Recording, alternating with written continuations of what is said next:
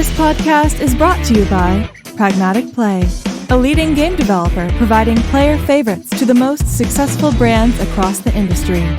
With an award-winning multi-product portfolio of slots, live casino, bingo, virtual sports, and more, Pragmatic Play is powering up new possibilities of play through one single API. Visit pragmaticplay.com and discover your favorite every time.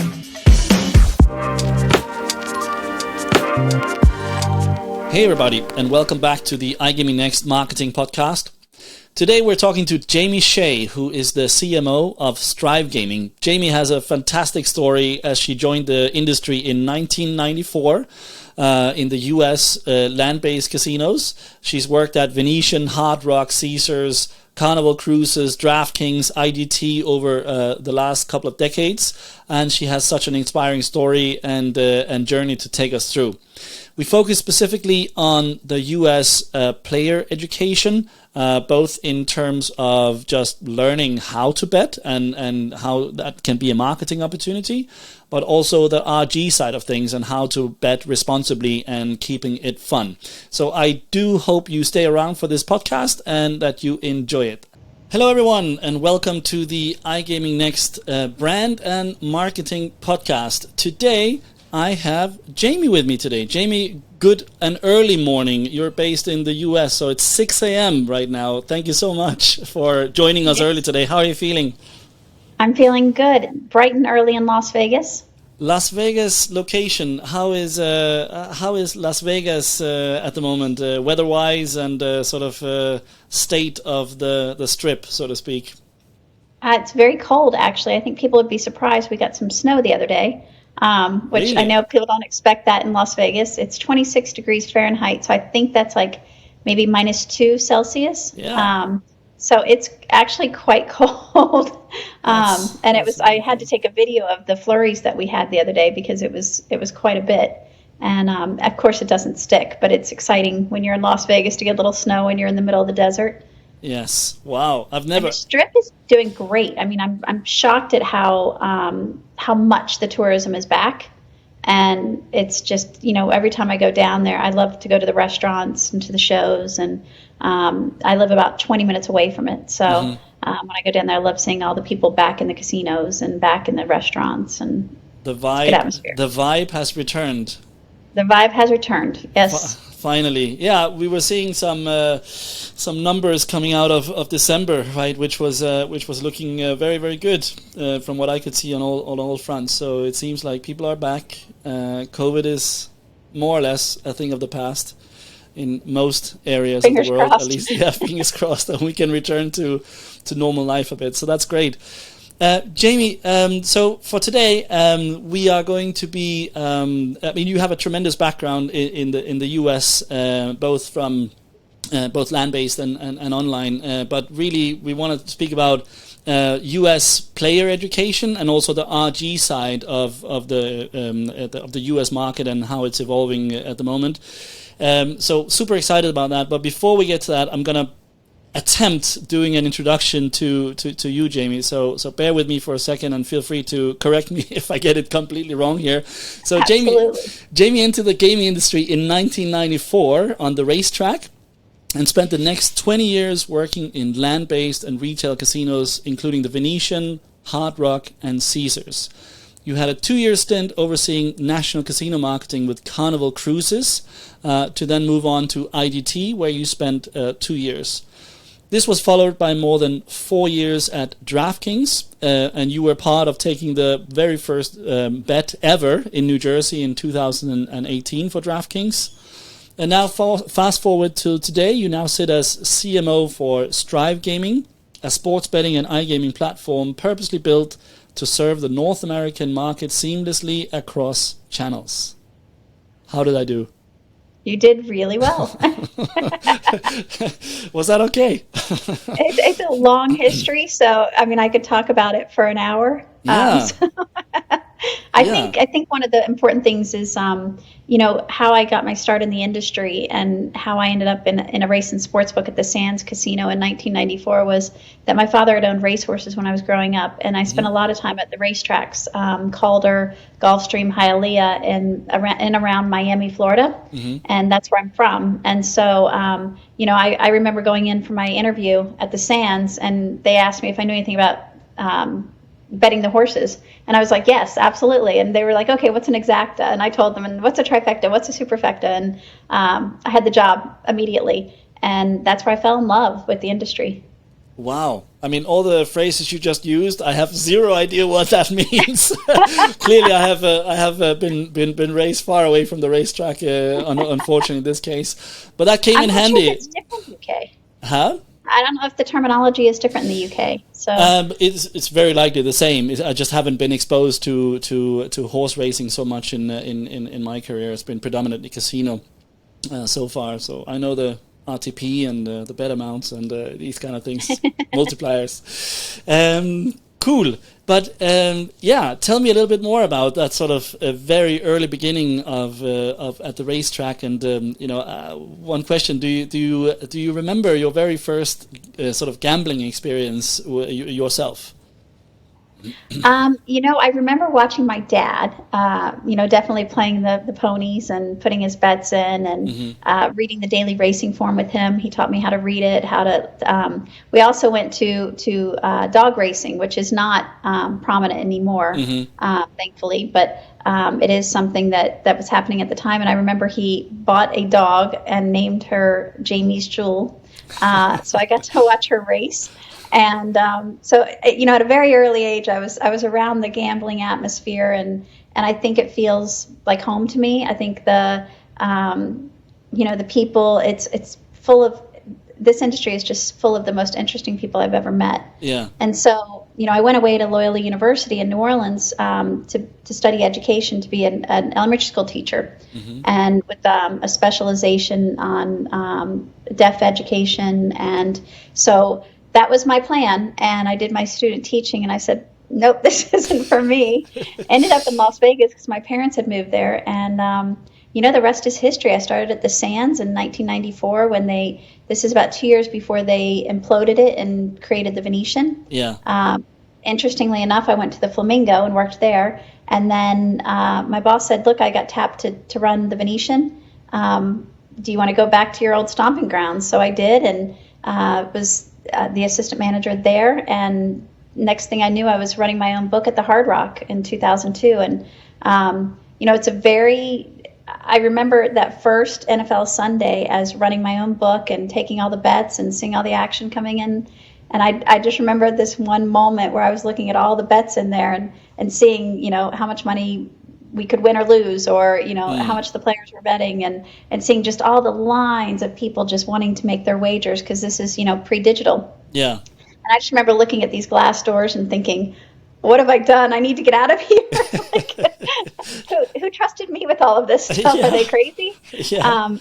But I had found my home. I absolutely love, everything to do with the odds, the math of it, the excitement of it, watching a game, watching. One of the great things about the retail space is you get to watch the players, and you see them, cheering and moaning about different plays that happen. And one of the cool things about sports betting is that you don't have, sometimes it's a mismatch, right? So in the NFL, it could be a really good team versus a not so good team. But the spread is a great equalizer. So you see people still cheering, even though the game is maybe they're just winning by a ton. Yeah. The spread has made it to where it's a great equalizer, and people are still interested in the game, following it through to the end. And so just lots of fun to watch. And that's what kept me there, that excitement. The vibe, yeah, and I can relate. So we were, last in Vegas for G2E last October, right? And I mean, walking into a retail casino or land-based casino on the strip and going into the sportsbook area. I mean, it's the biggest screens you've ever seen in your life, and people are in their couches having their chicken wings and their beers and whatever, and having a great time and going absolutely nuts when someone scores. And I don't know, there's more TV screens than I've ever seen in my life, I think, in one of the casinos. So it's such an immersive experience, and you can just the energy in the room is so what do you call it, sort of tangible, like you can just feel it. And so then moving into the online space, right? I mean, it's just, of course we can bet on sports betting and stuff like that, but there's a lot of people trying to replicate that. But when the limitation is a mobile phone screen, we're never going to get to that place of energy and excitement and that sort of tangible feeling. Or what do you think? Like, how would you describe sort of the shift from land-based only to now, I guess the buzzword is omnichannel?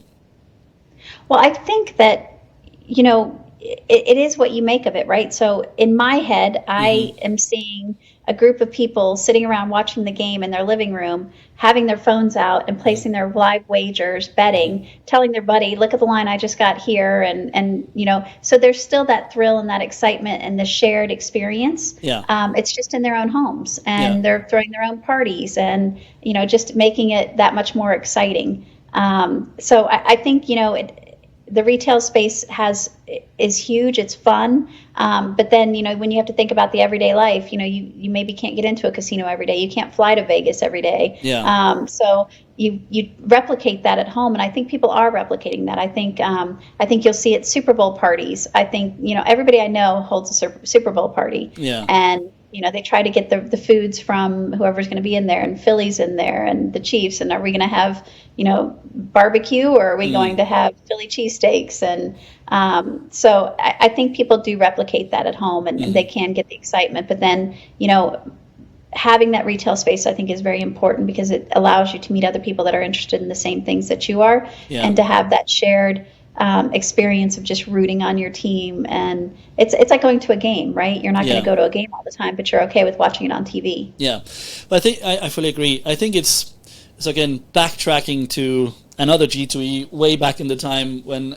Sheldon Adelson was still around. I still remember him doing the opening keynote of G2E, and how against online he was, and how much he lobbied against the online, and let's say I guess the fear of cannibalization of online, and I still think to some extent, I don't know, I get the feeling that's still sneaking around the various boardrooms at the various retail casinos, but we've definitely moved a long way from since then. But I think the sportsbook area is a great example of, like, it has to be omnichannel. You can never replace that experience.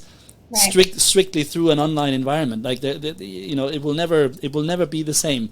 So, and I think then you have all the entertainment, the great restaurants, all the things that wrap around it as well. So yeah, I don't personally, I'm a big believer in omnichannel, and it's complementing each other, and I wouldn't worry too much about cannibalization. That's my view. And I think the data is proving that out. I think the data is showing that people they still want to go into the casinos. It's not taking them away from going to the casinos. It's just those times when they can't be in the casinos, they're playing on their phones. So I think it's an enhancement. I don't see as much cannibalization. I think that, just looking at the numbers, and then, models have to change. Business models have to change over time. So maybe there's an emphasis on this or an emphasis on that. BetMGM is in such a good prime position that they can offer their online players a chance to earn comps at their retail properties. So you can go to any of their properties. You can, you can earn those comps through your play online. So you can still become eligible for those experiences through the loyalty programs. And I think that more and more of the operators are saying we need to create a loyalty program to keep people, engaged with our product. And the whole thing is that to keep them loyal, right? Not to get them to bet more than they can, or to increase their bet size, but to keep them loyal to one product and one operator. And I think that, BetMGM is suited very well for that. I think Vandal and Draftkings have done a great job as well, creating loyalty programs, creating that feeling of this is where you want to play, this is fun, creating experiences, inviting people to the Super Bowl. There's all kinds of side experience that can happen. In Michigan, you can create. I remember someone talking. I don't remember which company was inviting people to a Tiffany to the Tiffany store to have like a 2-hour, no one else is allowed in, exclusive experience. And I think that's what people want. Yeah. And I think that we'll see more and more of that Yeah. as people stop looking at the promotions as the only way to get people in, but also experiences. Yeah, absolutely. I think there's no doubt omnichannel in the US is the buzzword, and how can we become better at that and leverage those opportunities that it brings. In my view, omnichannel is a mix of many things, right? It's the technical side of things, like how good are we technically to link our property to our online environment. It's also a mindset thing, right? I mean, so they've been used to only thinking retail or only thinking online, and how do we work across borders and sort of like you're saying, get the example with Tiffany co-branding, and how can we make 1 + 1 = 3 instead of 2. How would you describe the current state of omnichannel in the US? Like, if you should say sort of like, how good are the operators at maximizing omnichannel today, would you say? Well, I think we have to look at the fact that we're in the infancy, right? We're 4 years in from PASPA being repealed, 4.5 years. So all of this stuff has happened fast and furious. So there is a learning curve on both sides, from the better side to the operator side. And every state is different, right? So what may work in Arizona may not work in Ohio. So it is, the operators are tasked. It's a heavy lift, right? You have to, what's going to appeal to the customer in Ohio? How do we engage them in our product? How do we keep them, again, loyal to our product? So I think, that it's in a good place. I think that the bricks and mortar casinos are guiding their players towards the digital side as well, so that they understand that they can play this. I think one of the biggest opportunities is to teach your players while they're in the casino how to download the app, how to play, how to just basically make your wagers, make it fun at those times that you can't be in the casino. And so I think that we're in a good space with that. But I think that for everybody looking in at it, just you have to realize that some mistakes will happen, because it's learning, and that's okay, because it tells us what the player wants and what the player doesn't want. And at the end of the day, that's all we want. We want to make sure that this is a great experience for the player, that it's making sure that they have a good time responsibly, and so I think that everybody's doing a great job of trying to find those areas that will enhance both the retail and the digital experience. Great. Before we move on, I want to go back to the beginning again a little bit. So you mentioned you entered the gaming industry in 1994. So I would say here in 2023, I would still say it's a heavily male-dominated industry, let alone 1994. So I'm curious to hear about sort of your entry into the business, into the industry, and how it was to be a woman in a senior role in these enormous casinos. I don't know if I was just naive at the time or just way too cocky, but I just walked in thinking, well, why can't I do this? So I, from day one, I was like, well, I know this. And I think my dad was so integral in all of this, because he was always someone who pushed that you can do whatever you want to do. And of course, as a guy who, was, betting the horses and all that stuff, he was thrilled I was going into this industry because he was like, it's great. So he kind of gave me that feeling of, it didn't feel to me like I didn't belong. Yeah. And I was so lucky that I had some amazing mentors. I had Johnny Avello, I had Bob Gregorka, and Johnny Avello is with Draftkings now, and he keeps the old school in it. He keeps the Vegas vibe in there. And A lot of them have since retired. Art Manteris, all huge names in the Las Vegas industry, and where sports betting kind of stayed until PASPA was repealed. That's if you wanted to bet, you wanted to do that. Everything happened in Vegas, and one of the guys, Art Manteris, even wrote a book called Superbookie, which it's quite old but quite interesting. I had him sign it, which I thought was fun because he had been my former boss, but.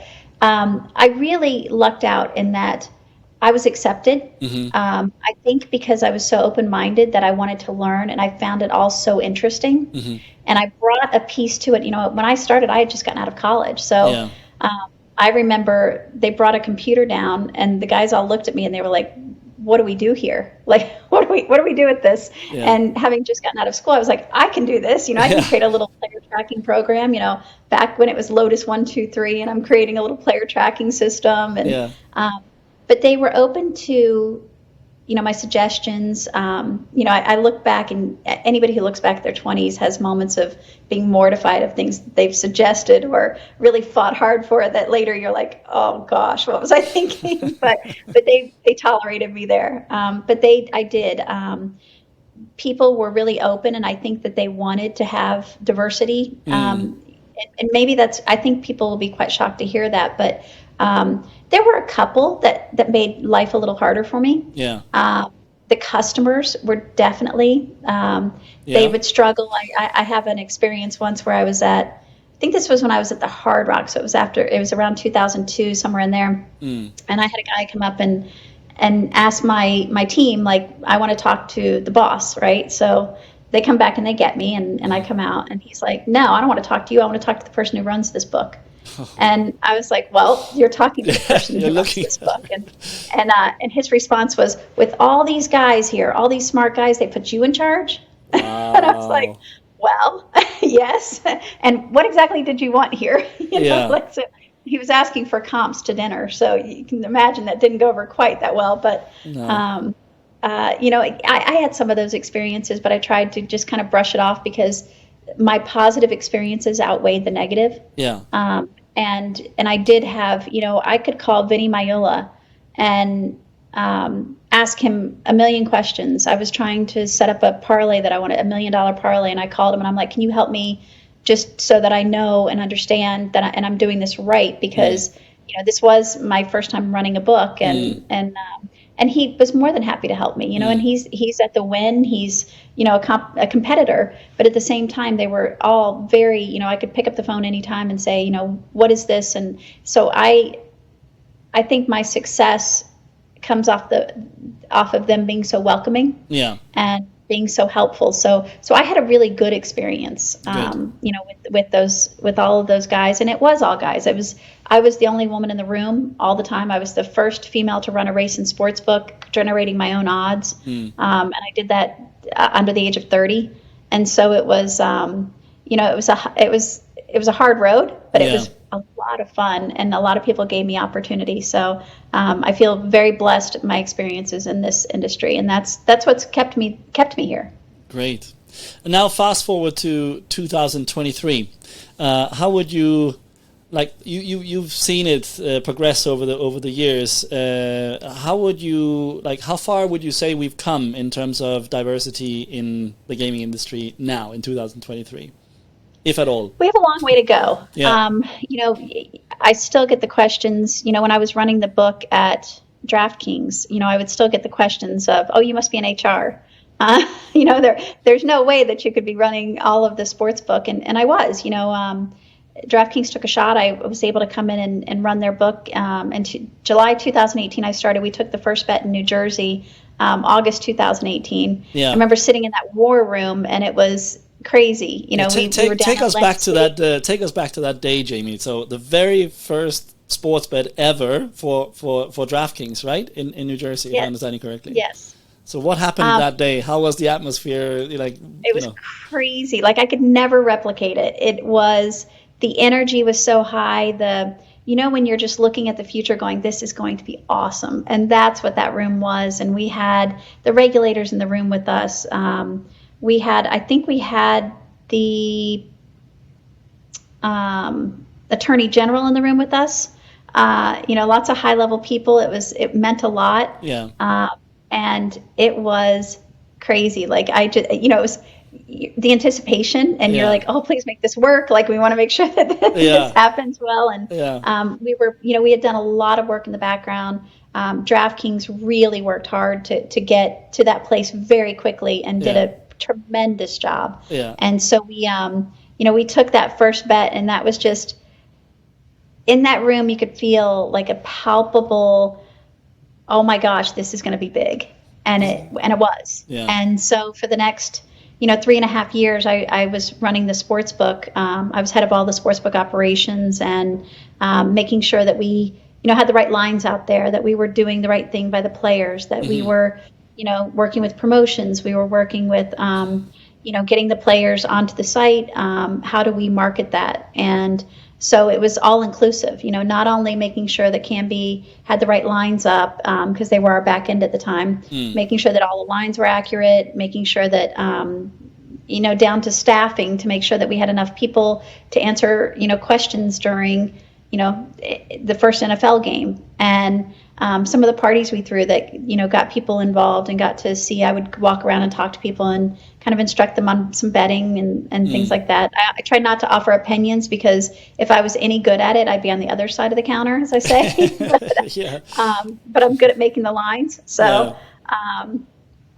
it was for me, it was just a culmination, right? Because I had actually moved out of Las Vegas and was working, as you mentioned, at Carnival Cruise Lines. I also worked for Caesars Entertainment. So I was in national casino marketing for both, and global business development. And it was, it was a little bit of a departure, because in 2012 I started saying, well, this is always just going to be here. And how do I spread my wings? And I feel like, fate intervenes all the time. I took these opportunities, took these leaps of faith to go into national casino marketing. And look where I am now. I'm a CMO, and I'm doing it in an industry that I absolutely love. Yeah. So it all tied in together. And then at one point, IGT called me and said, can you work with us on the sports betting? And so I took that right turn and said, let's go. And spent a lot of time in Serbia working on the product that they had and trying to get it ready to pass field trial for MGM in Nevada, and sharing my knowledge of how these things worked and trying to get it into the technology that was already existing. And so that was it. And then that step led me to Draftkings. And then from there I did, headed the sports book. And then my last year there, I was head of VIP, which was acquisition and retention. So throwing that little bit of marketing back in there. And then, January of 22, I made the decision that I wanted to kind of reach out and do something a little different. I like the B2B side. I like I had worked with Max and Damien from Canby, and they had started their own company, which is Strive Gaming, where I am now. And I felt like it hit all those gaps in the industry that I was frustrated about or missing. Yeah. They found all those and created a solution. And I said, I want to be a part of this, because for me, my love and passion for the sports betting industry, the iGaming industry, is so strong that I just want to do anything I can to make it better, and to make sure that it's all an upside for everyone. And that's where I am now. So every step of the way, all of these things in my career really helped me to get to this position now.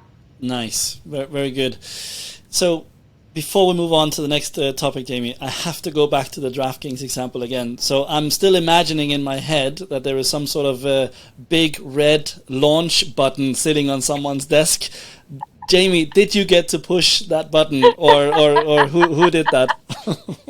I wish there would have been a big red launch button. I'm shocked that we didn't. But I think we were all so, you have that nervous excitement, and it was like, please work. Exactly. Because we're taking the first bet, and the excitement was just palpable, and it was okay, let's take that bet. And we had someone come in and make the first wager, and then it was just from there, it just went it just skyrocketed. But I do now, I'm thinking I really wish I would have had one of those buttons. That would have been the fun thing to be like, let's go. Definitely. It would have been a good stunt. All right. Yeah. So the US market in 2023 and looking at it through the lens of marketing and branding, how would you describe the state of play, if you will, of the US sports betting and iGaming market looking through that marketing lens today?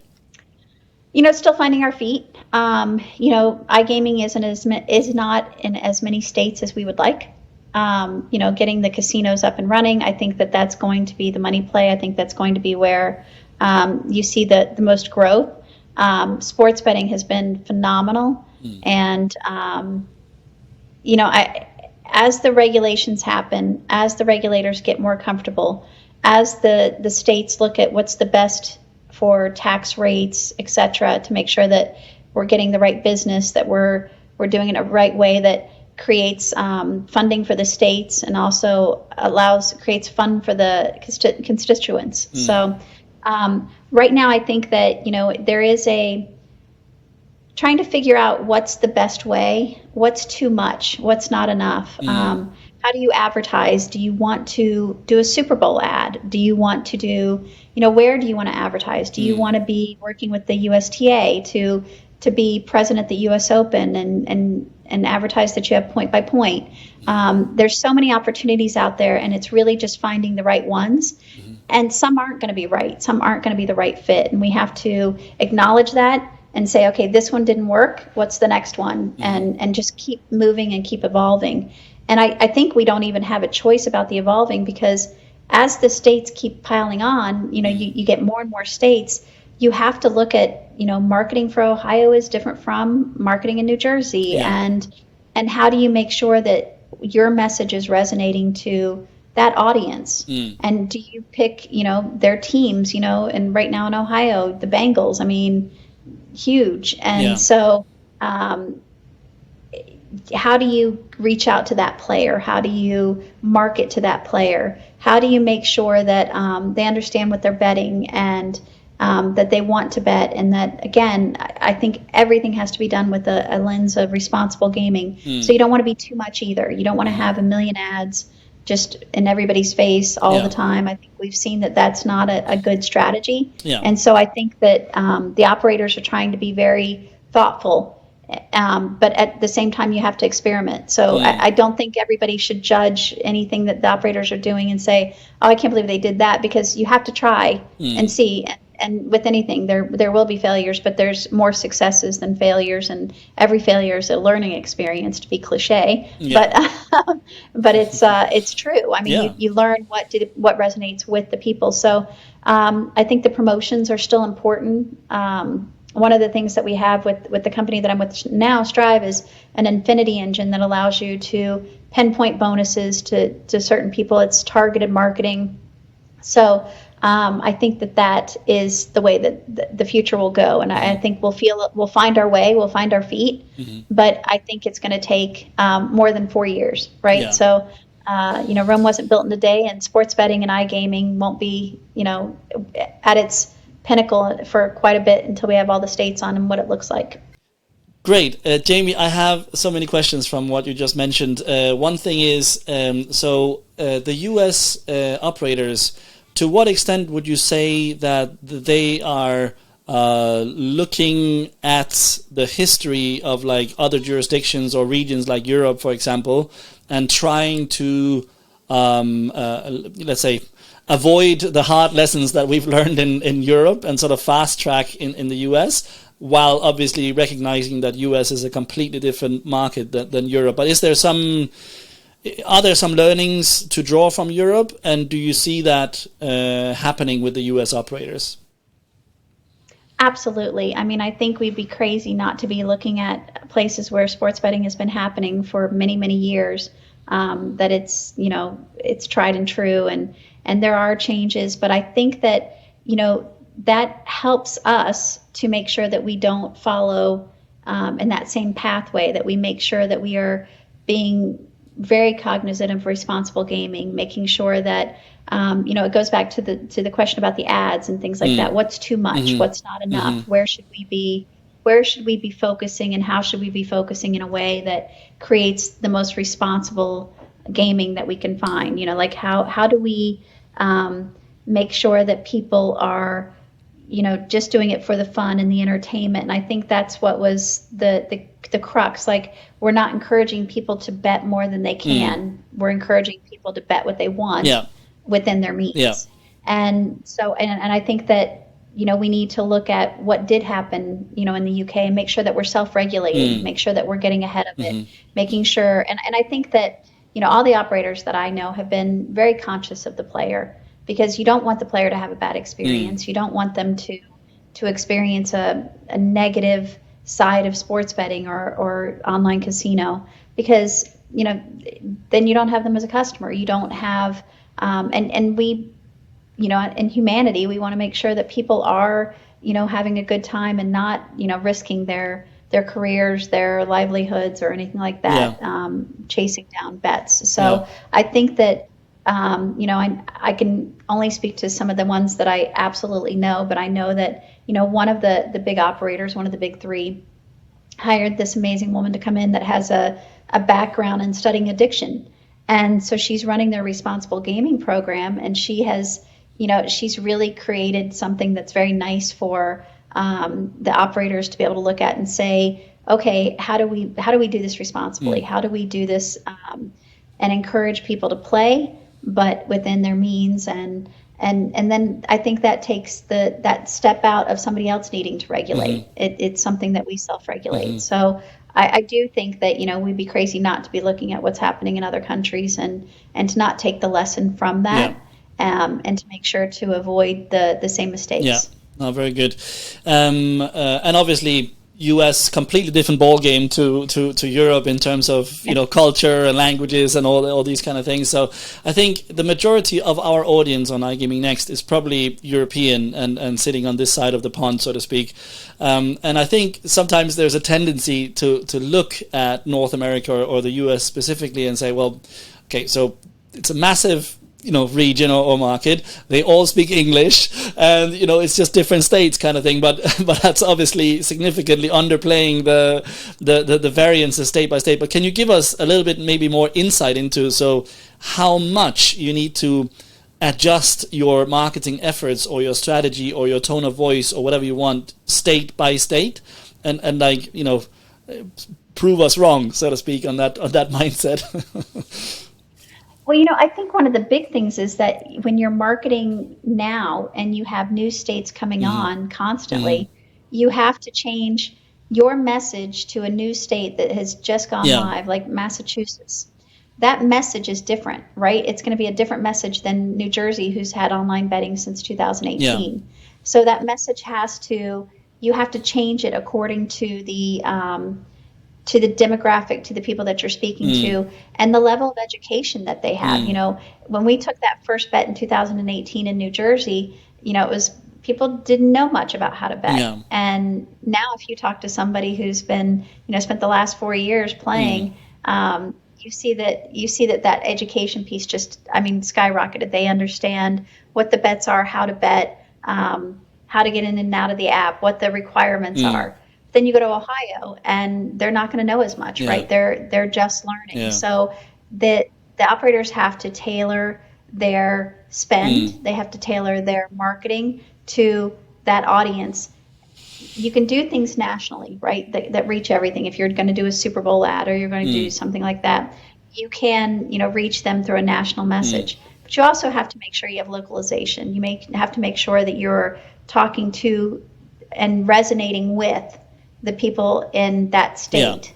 And then you also have, I know my husband is Swedish, and so he looks at college football, and he just is shocked at how vehement people are about their team. Like, this is my team, no matter what, I'm supporting my team, and just how big it is. And you look at, just how the stands are filled and the excitement that goes around it. And, and it's one of the, people are betting their alma mater. They're betting the school that they went to, their team, and so that plays a role. So you want to look at that. You want to look at the home teams. You want to look at, if you're in New England, you have the Patriots. If you're, in any of these states, you're watching your teams, and I can guarantee you in Pennsylvania, there's going to be a lot of bets on the Eagles. Yes. So, Yes. because they are looking, being in the Super Bowl, like they want their team to win. Yeah. They want to sing the fight song. They want to, we love our teams. And I know that in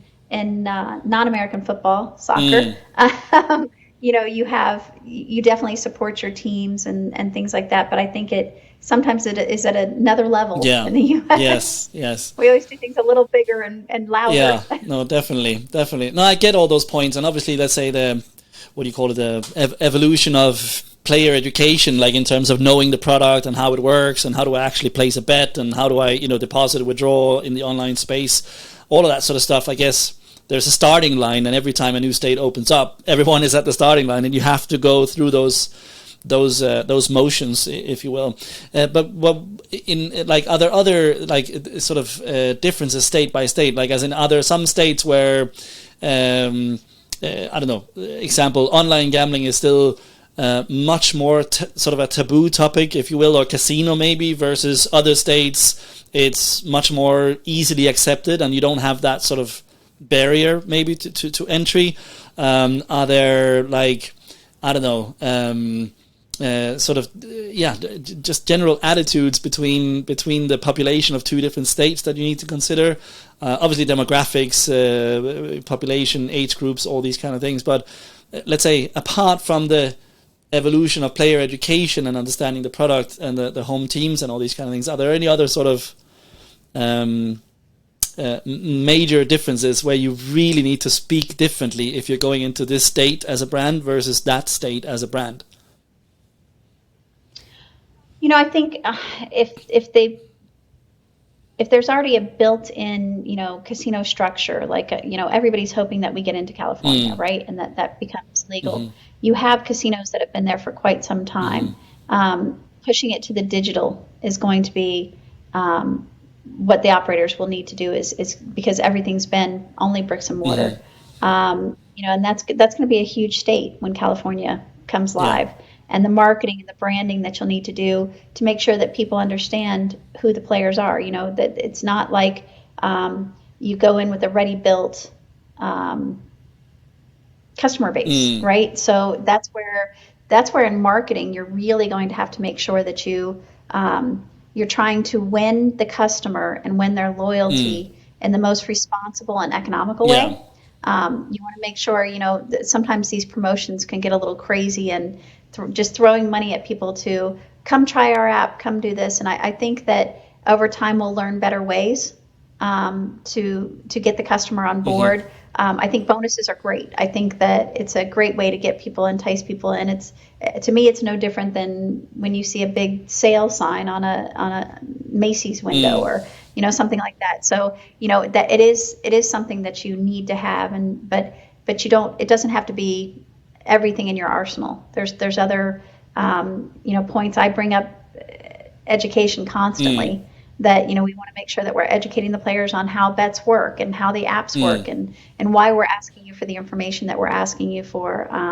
It goes against reason that we're going to ask you for a copy of your driver's license because, we've been taught, don't give any of that information exactly. over here that somebody's going to steal your identity or something like that. And so it's up to us to make sure that we're explaining that your identity is safe, your documentation is safe, it's uploaded into the right space that's very, very secure, and all of those things. Yeah. And so, but speaking to the different states, there's going to be some states that, I'd be very shocked if Utah ended up getting gambling, if they had sportsbook wagering or iCasino. I hope to be proven wrong. But there are some states that I think it'll be a little bit harder, and I think that the messaging will have to look different. Yeah, no, absolutely. I mean, over here in Europe, this is definitely something that we have to consider every day. Like, if you're speaking to a player in the Nordics, like you mentioned Sweden, your husband from Sweden, the design has to be super minimalistic. It's very clean. It's very to the point. Don't make me waste time, or then I will leave your site effectively. Super, super efficient. If you go to the UK, for example, even like visual design is completely different. Like, if you show something that's minimalistic and super clean, that comes across to many as very boring, and they love their gold coins and their leprechauns and their their rainbows and all these kind of things in the casino space. So it's a massive difference. If you go to Germany, you have to be very formal with your language, whereas in the Nordics it's very informal. So there's massive regional differences to play with. That was just sort of fun to hear how that is in the US, sort of state by state. I think that the one thing that we're consistent on in the U.S. is we like big and bold and loud. Big, bold, and loud. That goes across the nation, yeah.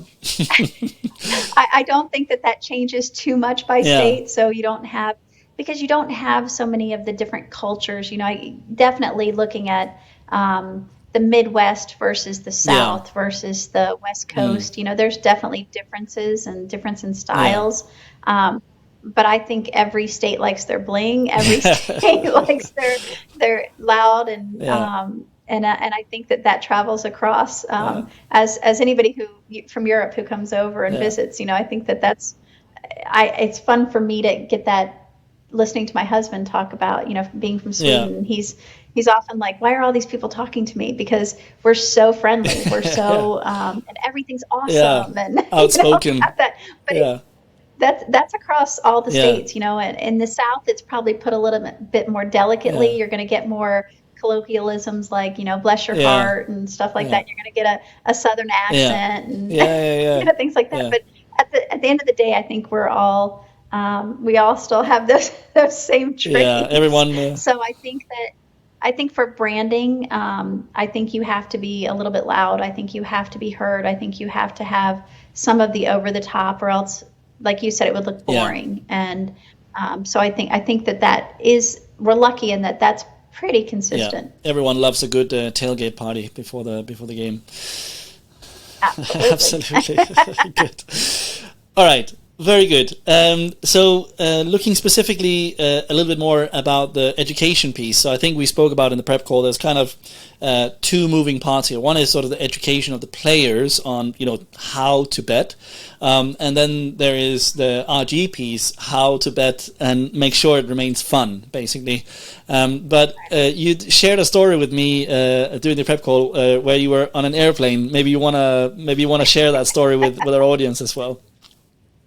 Absolutely. So I was on a flight home from London, and there was a guy from New York sitting next to me. And, you just start asking, I think we always ask, what do you do? That's one of the first questions we ask. And so, when I started talking about being an operator for a sports book, he was super interested in, oh my gosh, I want to bet, but I don't know how. And so we ended up meeting up the next week. And I took one of the women that I worked with. We sat down with him, and it was an NFL Sunday, and we went through how to bet and how to use the app, how to do everything, and how live betting works. And he was having a ball, but he made a really good comment, which was, if you two weren't sitting here with me right now, I would have already left the app, and not because of the app, but because it would have happened with any app, that I don't get it. And here you are explaining it to me one-on-one, so I'm understanding it. So I think that there is a gap in education of the bettor, of all the different bet types, what they mean. Sometimes when I start talking to my friends about different things that I do, and I'll talk about a game and I'll say, oh, the run line is this, the money line is this, and you bet this and you get this, and you can just see that they tune out right over the top. It's like, and then they'll come back and say, well, how do I just bet my team? Yeah. How do I bet the Saints? And there's so many different opportunities, and there's so many fun bets out there that you can be making. You can be betting, while the game's going on with the live wagering, which is absolutely huge and so much fun. For me, I love the live wagering because I think instant gratification and and trying to predict what the next play is going to be, etc. But people don't know that because, again, we are so young in this. And, if they haven't had sports betting before, their whole experience has been, unfortunately, calling the guy down the street saying, I want to bet $20 and that's all. So they're missing out on so much fun because they don't know all the different bet types. So I think the onus is on the operators, on the industry to make sure that we're getting out those education pieces saying, this is how you bet this is what this is what this means, so that people can understand how to wager. Because I think with the more information that they have, they're going to feel better about the bets that they make. They're going to feel like they have, all the insight. And I think one of the great things that operators have done is they've put, stats on their page. I think one of the operators has it where you can go in and see, like, what's the probability of this bet hitting, which I think is huge. I think that, letting people know what these or what's the most popular bet out there right now. It opens the door to see, like, other opportunities. So for me, I'm super passionate about education, because if we don't educate the player, we're probably only going to get about 30% of the true action, because they don't know that they can bet this other thing. They don't understand that this exists. And so I think the onus is on us to make sure that we're letting the people know. But at the same time, you have to be very careful that you do this in a responsible way. I don't ever want to be that person or that operator who says, encourages people to bet more than they can. It's that's something that's very near and dear to my heart, that we keep things responsible. My father had a gaming problem, and you could probably tell from the conversation leading up that, he liked to bet the ponies. He liked to, he was a poker player, all those things. And he ran into some trouble, and it affected our family. And so for me, it's extremely important that, that I'm able to do anything in my power to make sure that people know their limits, know the limitations, are using all the things that are in the apps, which are, you can self-exclude from marketing so that you don't see any of the marketing that comes in. You can set up weekly limits, daily limits. There's so many tools that you can use inside these apps to say, I only want to be able to deposit this much per week. These are all amazing tools, and I think that you need to use them and make sure that you stay within where you're comfortable, where it's fun, and no one should be betting thinking they're going to make their week's salary and they don't have to work next week. That's not what it's about. It's about having skin in the game, about having, being interested in what's going to happen in this game, no matter the differences in the teams, and making, whenever I go to a Golden Knights game here in Las Vegas, of course I'm going to place a wager to just make it just a little bit more exciting. And keep it that way, and not have it be something where people think this is their livelihood, which is sports betting. Yeah, no, I fully agree. And when you tell that story, I also think back to the conversation we had before in terms of learning, learning some aspects from Europe at least, and sort of the journey that we've been through over here. But if I think back, I've been in the industry on the online side purely for the past soon 16 years, I think there has always been. Let's say, first of all, mindset-wise, we've definitely moved on and developed and become much more educated, more research being done, and we're much more aware of the problem gambling aspect, and how to take that seriously, and how to adapt to that. But there's also a technological evolution that 15 years ago we just simply did not have the tools available to actually be able to monitor and be alerted and being sophisticated enough to spot these things, before they become a problem, so to speak. So do you see the US operators sort of from a technical perspective being, let's say, being much faster out of the gate, and sort of taking the technology that's out there and implementing that, as opposed to going through that whole journey of we want to build it ourselves, and some operators have this allergy to using third-party tools, and they want to build everything in-house. The downfall of that is that it's going to take you much longer to get up to that level of complexity. So how do you see that playing out in the US at the moment, in terms of, let's say, how good are the US operators at spotting this and using that technology that is now available? I think that there can be a leaning towards build versus buy, or using or outsourcing. But I think that people are realizing that you can't do what GeoComply does, right? You can't do what Strive does with the platform. There's just certain pieces that if you did try to do it, it's going to take you way too long, and it's way too much of you're going to create tech debt. It's going to be, it'll be a struggle. Use the stuff that's out there. Use those third parties. One of the most important things that you can have is a holistic view of your player. And that's what these PAMs do. Not trying to sell Strive, but that's the company I'm with now. We have a PAM that gives you that opportunity to look at a player, look at them holistically, make decisions based on that, on how you want to promote to them, the bonuses that you want to offer, responsible gaming, looking at trends and how their play is, helping with withdrawals and deposits. There's companies out there that can help you to get to that same place much faster. And, that's their niche. That's the thing that they know the best. So use those, because then, you don't have to deal with it.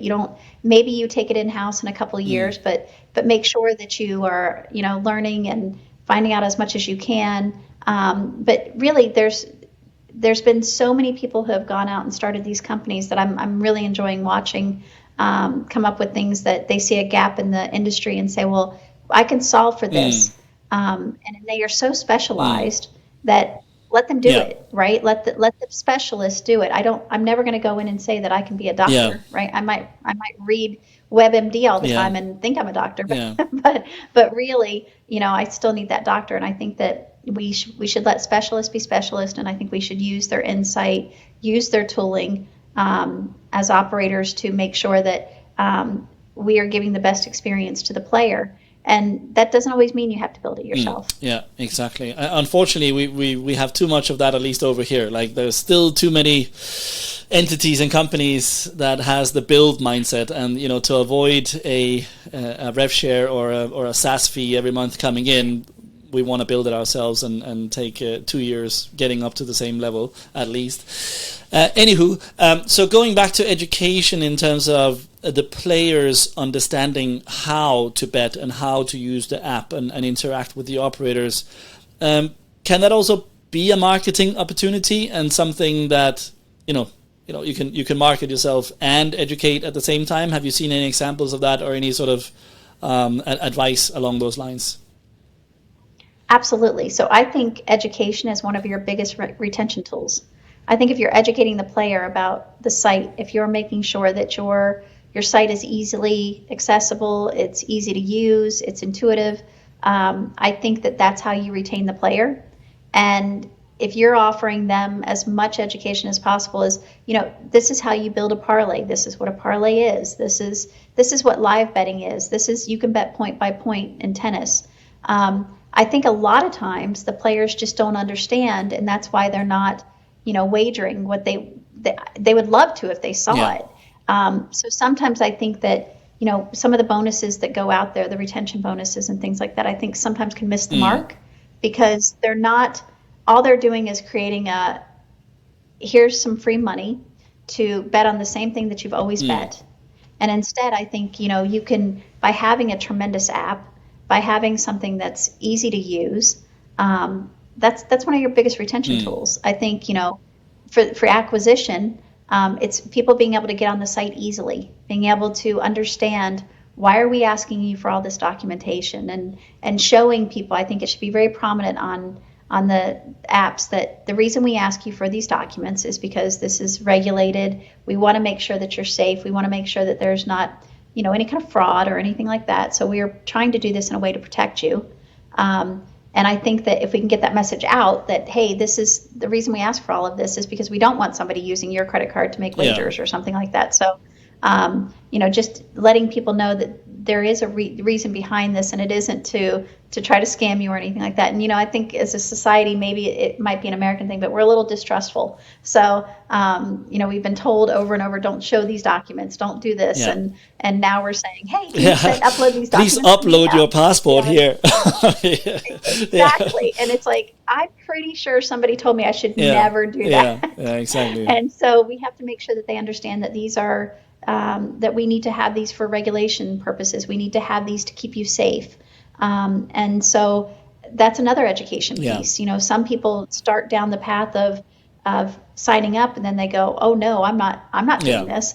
But if you let them understand why, I have an example of, my sister's husband called me, and he was talking to a friend, and he was trying to withdraw money from his account, and he said, they're asking me for all this stuff, and I think this is identity theft. And when I walked him through it and said, well, the reasons that you're being asked this is because of this regulation, and because this is the terms and conditions that you can see on the site, then there was like, okay, I feel comfortable now. So we need to do everything we can to make the customer comfortable, that they understand why we're asking for these things. And the same thing with the betting, that, giving out promotions that sound too good to be true. They're not. They're promotions that are trying to get you to look at different wagering types and to be interested in it. So I think sharing that out is super important, and that's a great marketing tool. It doesn't have to be a Super Bowl commercial. It can be as simple as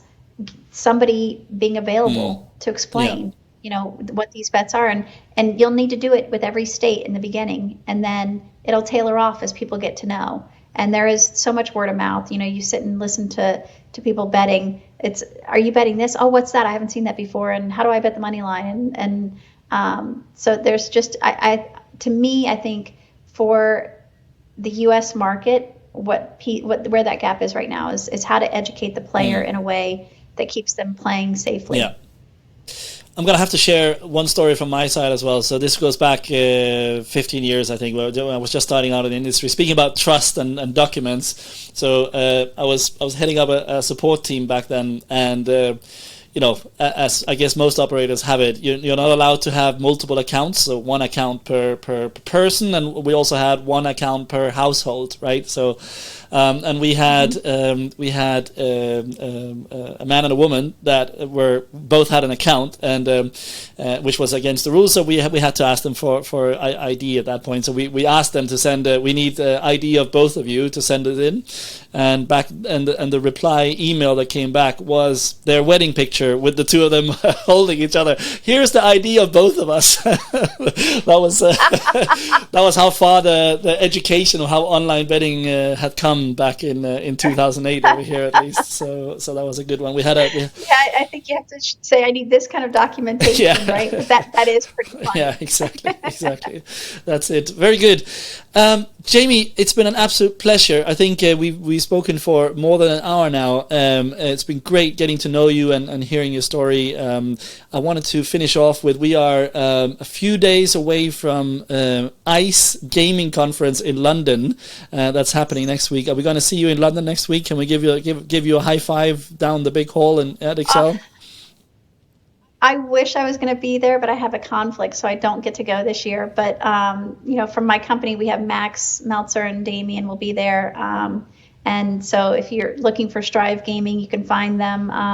I'd really hope to be there, but I will be at iGaming Next, speaking on a panel and some other conferences going forward. And so I'm a loud American, so you're going to hear me. Fantastic. So we'll do the high five in New York in March instead for iGaming Next. Yes, fantastic. Definitely. Jamie, it's been a pleasure. Thank you so much for your time, and can't wait to speak to you again. Thank you so much. I've really enjoyed it. Have a good day. Bye. Thanks, you too.